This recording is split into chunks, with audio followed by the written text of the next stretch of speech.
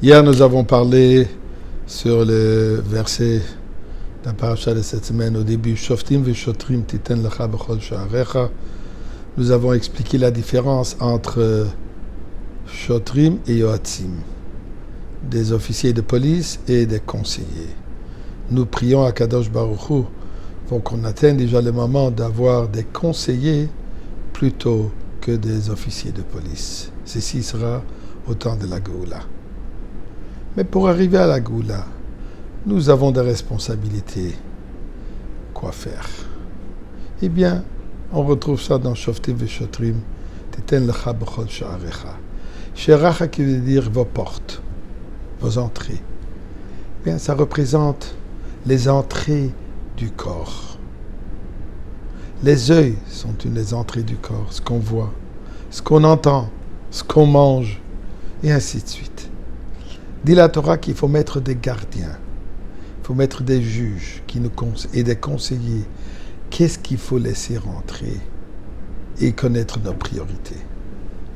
Là-dessus, le Baal Shem Tov donne une parabole très intéressant. Il dit la chose suivante. Un roi qui a parmi ses différents serviteurs, ses différents dignitaires, ses différents ministres, il a 3 qui sont particulièrement très proches de lui et qui prétendent avoir un amour extraordinaire envers le roi. Mais le roi soupçonne un peu et le roi veut vraiment faire un test, une épreuve, à voir à quel point leur amour, leur engagement est sincère. Eh bien, le roi, il a aidé la suivante. Il a 3 chiens du palais, chiens très importants. Il donne à chacun de ces 3 conseillers, ces 3 individus, un chien pour qu'il s'en occupe pour un moment. Et le roi veut voir comment il va se donner, comment il va s'occuper de ce chien, comment ça va se projeter, l'amour qu'il a envers le roi, comment ça va se projeter sur le chien. Eh bien, le premier, qui a un amour extraordinaire, un dévouement extraordinaire pour le roi, n'est pas capable de gaspiller de l'argent sur le chien. Tout son argent qu'il a, tout ce qui lui a été donné pour s'occuper du chien, il dit, ça doit aller pour le roi directement. Eh bien, il ne nourrit pas du tout le chien, il le laisse mourir.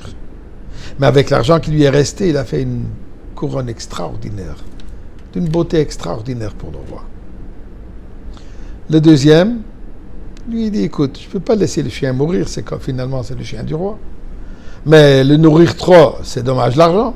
Il a nourri un peu, et un peu il s'est occupé pour le roi.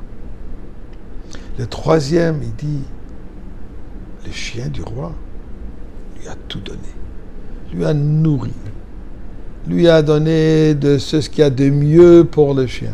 Et effectivement, ce chien est devenu immense.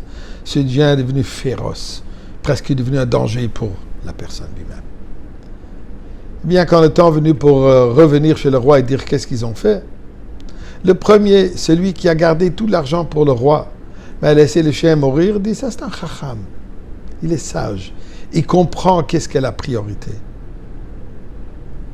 Celui qui a nourri un peu, pas trop, et un peu pour le roi, il dit ça c'est le moyen.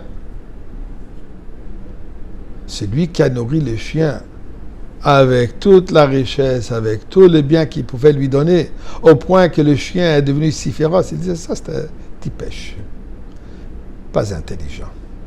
Eh bien, nous dit le Baal Shem Tov la chose suivante. Le roi, Kadosh Baruch Hu, le bien-aimé, l'âme juive. L'âme juive, c'est celui qui Dieu aime, celui que le roi aime, et c'est celui qui aime le roi. Le chien, notre corps. Eh bien, malheureusement, il y a certaines personnes qui se consacrent entièrement pour le chien. Toute leur vie n'est donnée que pour une chose, nourrir, enrichir, embellir, engraisser ce chien, ce corps qui ne mérite pas tant d'attention. Malheureusement, il devient tellement féroce, il devient tellement fort qu'il surpasse Il dévore l'âme, chas v'shalom, on ne laisse même pas l'âme faire n'importe quoi, aucune mitzvah. Nous avons le moyen qui donne un peu ici, un peu là, et s'assure un peu de tous les côtés. Le chacham, l'intelligent, c'est celui qui comprend. Consacré, il faut se consacrer pour Akadosh Baruch Hu, pour le roi. C'est pour lui qu'il faut faire la plus belle couronne. Bien sûr, il faut nourrir un tout petit peu le corps aussi. Mais ses envies, cette course, cette recherche absolue pour le bien, ça, il faut tuer.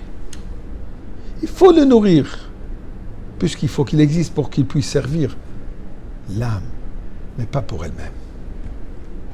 C'est ça ce que nous devons faire le mois d'Elul, de réaliser quelles sont nos priorités. On réalise ça, on arrive à la Goula, mes chers amis.